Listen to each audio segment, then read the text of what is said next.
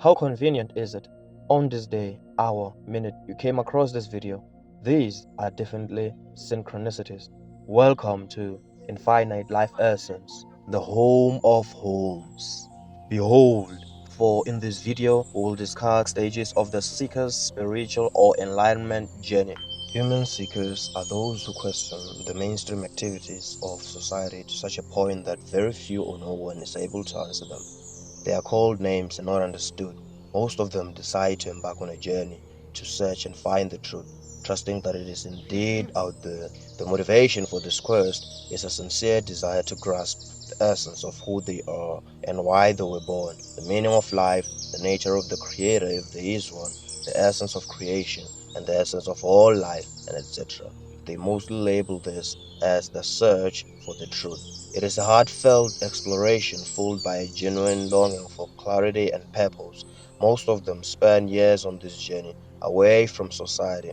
They then come back to teach the majority of society. They are in later years considered great, loved, and glorified. Everyone can become a seeker. It is a pity that some humans start the journey late when they are very close to death. Seekers embark on different paths but share common experiences. Those experiences we'll discuss in this video. With this video, we hope to enlighten and empower fellow seekers. The first stage is the ego. In this stage, there exists a normal human of society who exists deeply within the spectrum of the ego. This is a state whereby thoughts and emotions are without conscious awareness. The human identifies with emotions and thoughts, believing them to be their being. The ego arises from what the human identifies themselves with. For example, if you identify yourself as a man, you will most likely defend manhood and be against all that seems to degrade or corrupt it. Similarly, if you identify yourself with religion, such as Islam, you will defend it at all odds and most likely preferably die and kill for it. Your thoughts and emotions will mostly be shaped around your ego or identity. Your values will all link to your identities, which builds common multiple egos. The ego will then hold a tight grip, leaving little room for a separation between the self and the experience. The human will find themselves reacting to life rather than being the co-creators of its own existence. The human sense of control will be very limited, leading to defensiveness, anger, and negativity.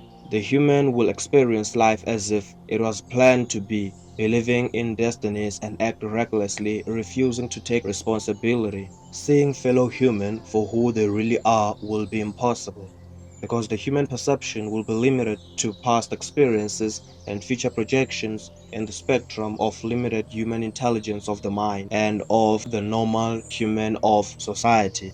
The second stage is realization or awakening. The journey begins with the realization of anything that is not commonly realized by the normal people of society. This realization will arise a high level of curiosity, which will reveal so many mysteries. The human must then acknowledge the need to break free from the unconscious patterns and explore the truth. This is when the seekers start paying a little attention to life. The third stage is ego death. The human starts questioning their identities and mostly find loopholes. Some question their identities and find interconnectedness and not see a need to separate themselves as a result of identities anymore. Various other things, except for what I mentioned, may occur, but will all lead to the process of destroying the ego. The ego, which is the subjective self that used to shape the individual's perceptions. Others may experience this as a result of something they read, heard, saw, experienced, and etc. Identities such as race, gender, age, and beliefs dissolve immediately after the realization that none of the identities are the true essence of their being. This phase deals mostly with the mentality of the human. The human will now become empty and detached from mainstream societal norms. There will be a distinction between the subjective self and the observer self as they realize that they are neither the thoughts, emotions, and identity, but those three belongs to them. They will also realize that the ego is not them, but a construction result of societal influences and past experiences.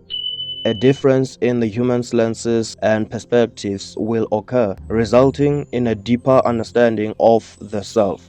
This change will pave the way to explore the nature of reality.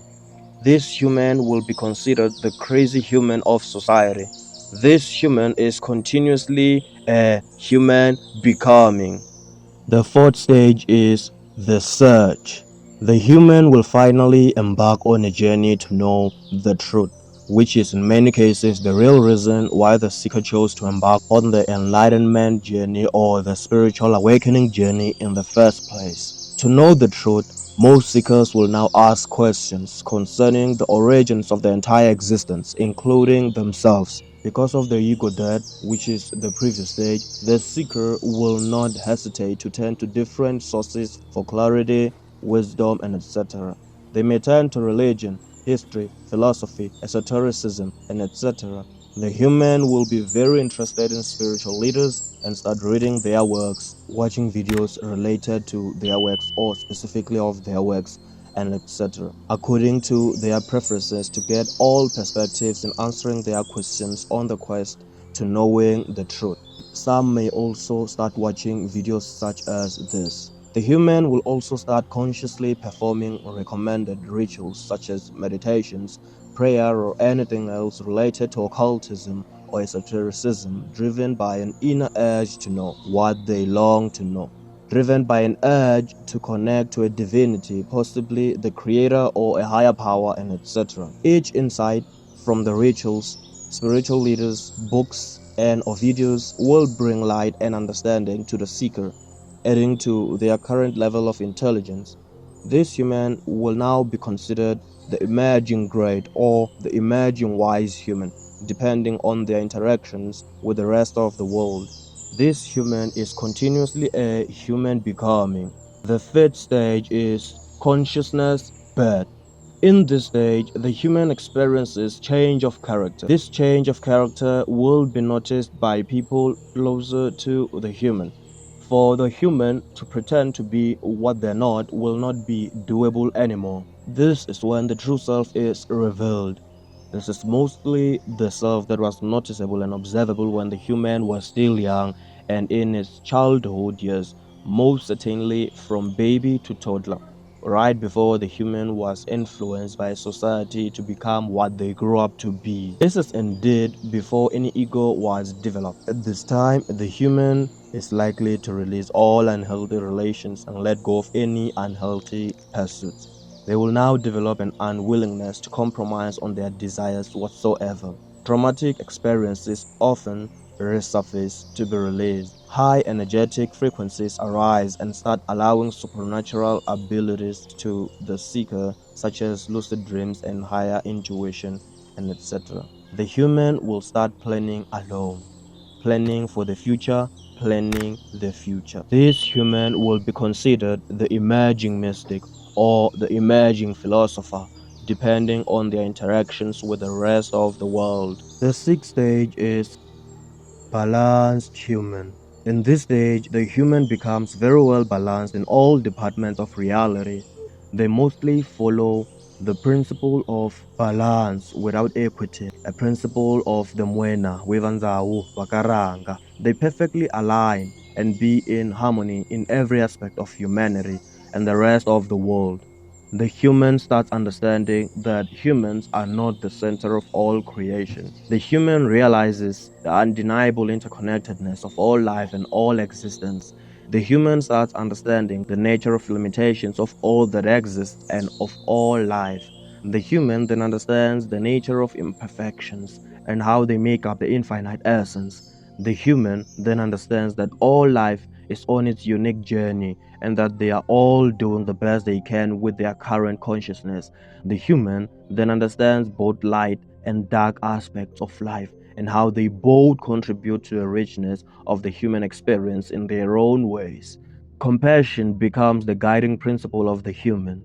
It is more of a journey to unconditional love, an art that the seeker will adopt and naturally allow it to become the nature of the human. It benefits the seeker and it benefits humanity in its totality. It benefits all life.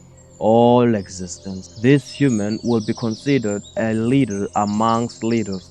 Their work will be revolutionary. It will live on and be glorified even when the human is no more. Some will consider this human God. This human is continuously a human because note that all life is an infinite possibility. This means that there is no endless stage of enlightenment or human development. This means that you can get further. These that I've just mentioned are just the observed and recorded states of mind, states of human development, stages of enlightenment and spiritual growth throughout history. They are not the definite. You are an infinite possibility. You can get better every day. You are an infinite possibility. You can get better every day. Be better.